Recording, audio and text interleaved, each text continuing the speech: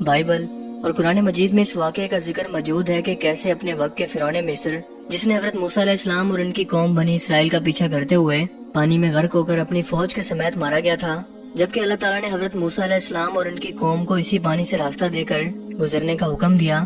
یہ بات تو یقیناً ہم سبھی لوگ جانتے ہیں، لیکن اس کے بعد کیا ہوا؟ اس بارے میں تورات اور بائبل بالکل خاموش ہیں، لیکن قرآن کریم میں اس کہانی کا انجام ایک بہت ہی عجیب بات سے کیا گیا ہے، جو اس وقت تو کسی کو سمجھ نہ آئی کہ ایسا بھلا کیسے ممکن ہے۔ خود مسلمان بھی اسے پڑھ کر اسے سمجھنے اور اس پر مزید تحقیق کرنے کے بجائے آگے بڑھ جایا کرتے تھے، یہ سمجھے بغیر کہ در حقیقت اس آیت مبارکہ کا اشارہ کس بات کی طرف ہے۔ سورہ یونس کے اندر اس فرعون مصر کے مرنے کے بعد کا انجام کچھ اس طرح سے بیان ہے: بس ہم تیرے بدن کو سمندر سے نکال کر محفوظ کر لیں گے تاکہ تو آنے والے لوگوں کے لیے عبرت کا نشان بن جائے۔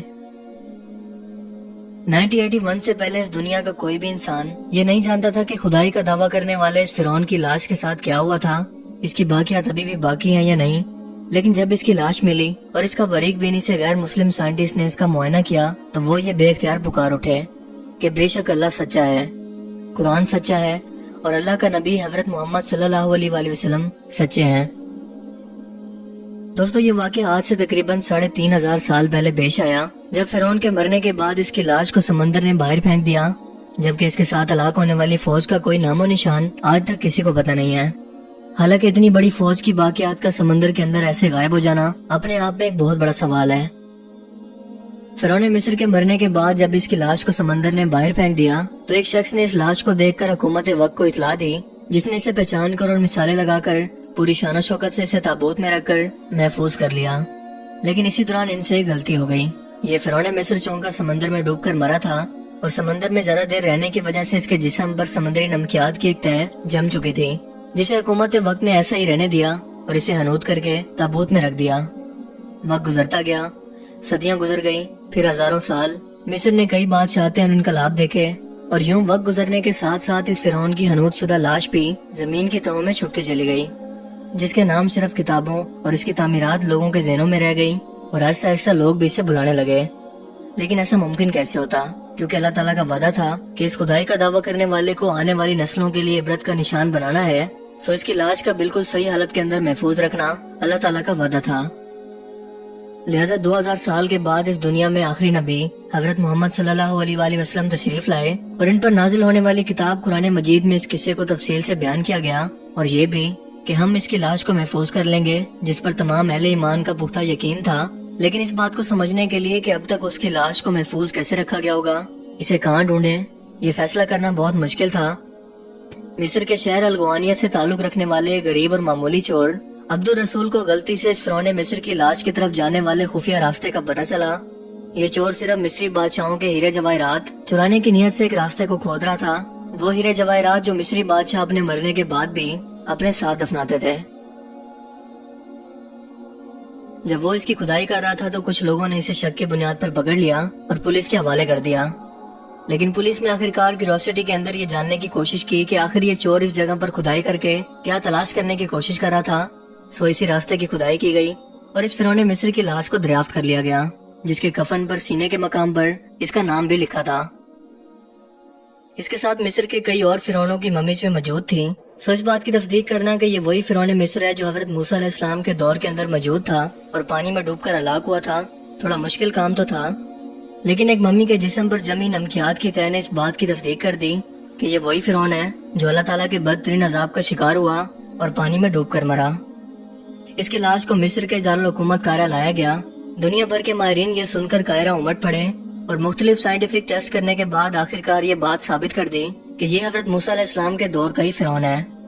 اس کی ممی کو مصر کے ایک میوزیم کے اندر محفوظ کر لیا گیا، اور یوں وقت گزرتا گیا۔ لیکن 1982 کے اندر اچانک یہ ممی خراب ہونے لگی، سو مصر کی حکومت نے فرانس کی حکومت سے گزارش کی کہ اس ممی کو خراب ہونے سے بچانے کے لیے وہ کوئی طریقہ ڈھونڈیں، کیونکہ ان کے پاس اس مقصد کے لیے جدید اور سائنٹیفک آلات موجود نہیں ہیں، اور دوسرا اس کی موت کی وجہ بھی معلوم کریں۔ چنانچہ مصری اور فرانسیسی حکومت نے مل کر اس ممی کو فرانس لے جانے کا انتظام کیا۔ جب اس ممی کو فرانس کے ایئرپورٹ پر لایا گیا تو فرانسیسی صدر اپنے وزراء، فوج اور حکومت کے باقی اعلیٰ عہدیداروں کے ساتھ اس کے استقبال کے لیے موجود تھا، اور بالکل ایک عظیم زندہ بادشاہوں کی طرح اس ممی کا استقبال کیا گیا۔ اسے فوجی دستوں نے سلامی دی اور اس ممی کو ماہر ڈاکٹرز کے حوالے کر دیا گیا۔ اور اس ٹیم کے سربراہ تھے ڈاکٹر مورس بکائے۔ انہوں نے مائکروسکوپک ٹیسٹ کر کے یہ جانا کہ اس لاش کے جسم کے اوپر ابھی بھی نمکیات کے چھوٹے چھوٹے ذرات موجود ہیں، جو یہ ثابت کرتی ہے کہ اس کی موت سمندر کے پانی کے اندر ڈوبنے کی وجہ سے ہوئی۔ لیکن ڈاکٹر مورس کے لیے یہ بات انتہائی حیران کن تھی کہ اپنے دور کا اتنا عظیم بادشاہ بھلا پانی میں ڈوبنے سے کیوں مرا ہوگا۔ اس تجسس نے اسے اسلامی کتابوں کی طرف موڑا تاکہ وہ یہ جان سکے کہ ایسی کیا وجہ تھی کہ ایک بادشاہ کی موت اتنی دردناک حالت میں ہوئی لیکن پھر بھی اس کی لاش محفوظ رہی۔ جب اس نے تھوڑی سی تحقیق کی تو اسے پتہ چلا کہ اللہ کے آخری پیغمبر حضرت محمد صلی اللہ علیہ وآلہ وسلم پر نازل ہونے والی الہامی کتاب قرآن مجید کے اندر اس کی موت اور بادشاہی سے متعلق تمام معلومات تفصیل سے درج ہیں۔ ڈاکٹر مورس یہ بھی جانتے تھے کہ جہاں یہ لاش ملی ہے وہ ایک اسلامی ملک ہے۔ سو تجسس کے ہاتھوں وہ قاہرہ پہنچے اور یہاں ایک اور مصری سائنٹسٹ سے ان کی ملاقات ہوئی جنہوں نے قرآن کریم کھول کر ڈاکٹر مورس کو سورہ یونس کی آیات 90 تا 92 کا ترجمہ لفظ بلفظ سنا دیا۔ فرعون کی خدائی کا دعویٰ، حضرت موسیٰ علیہ السلام اور ان کی قوم کا تعاقب، اور پھر اس فرعون کا پانی میں ڈوب کر مر جانا، اور سب سے بڑھ کر اس کی لاش کو آنے والی نسلوں کے لیے عبرت کا نشان بنا کر محفوظ رکھنا۔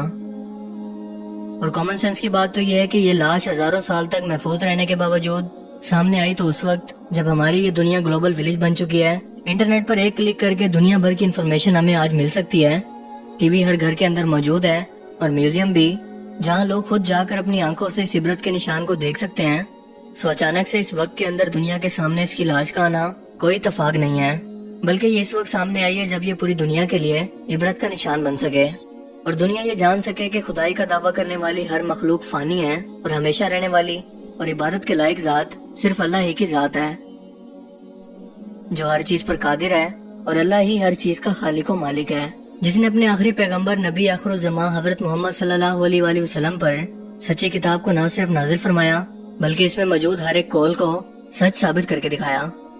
آپ ذرا امیجن کر کے دیکھیں کہ اگر قرآن کریم کا یہ دعویٰ کسی بھی طرح سے غلط ثابت ہوتا تو مغربی دنیا اسلام کا اور خاص طور پر قرآن کا کتنا تمسخر اڑاتے ہیں۔ لیکن حالیہ دور کی اتنی بڑی ریسرچ اور حقائق، خاص طور پر اس سے جڑے حقائق آپ کو کبھی بھی میڈیا پر ڈسکس ہوتے کبھی نظر نہیں آئیں گے۔ ڈاکٹر مورس نے جب قرآن پاک کا یہ ترجمہ سنا تو اسی وقت پکار اٹھا، اللہ سچا ہے، قرآن سچا ہے اور اللہ کے نبی حضرت محمد صلی اللہ علیہ وآلہ وسلم سچے ہیں۔ اس نے کلمہ پڑھا اور مسلمان ہو گیا۔ ایک غیر مسلم نے تحقیق اور غور و فکر کر کے اللہ اور اس کے سچے دین کو پا لیا، لیکن ہم مسلمان کتنے خوش قسمت ہیں کہ مسلمان گھر میں پیدا ہوئے، اللہ کے آخری نبی کی امت ہیں، لیکن پھر بھی اللہ تعالیٰ کی اس وسیع اور عریض کائنات پر اور اس کی نشانیوں پر غور نہیں کرتے، جبکہ غیر مسلم اسے سمجھ کر اس سے فائدہ اٹھا رہے ہیں۔ سو آئی ہوپ کہ آج کی اس ویڈیو سے آپ کو کچھ نیا جاننے کو ملا ہوگا اور آپ کو یہ ویڈیو پسند آیا ہوگا۔ اگر آپ کو یہ ویڈیو اچھا لگا تو اسے لائک کیجیے اور مزید اس طرح کے انفارمیٹیو ویڈیوز کے لیے اس چینل کو ضرور سبسکرائب کریں۔ اب میں ملوں گا آپ سے ایک نئی انٹرسٹنگ ویڈیو میں، تب تک کے لیے اپنا بہت سا خیال رکھیے گا۔ Thanks for watching this video. اللہ حافظ۔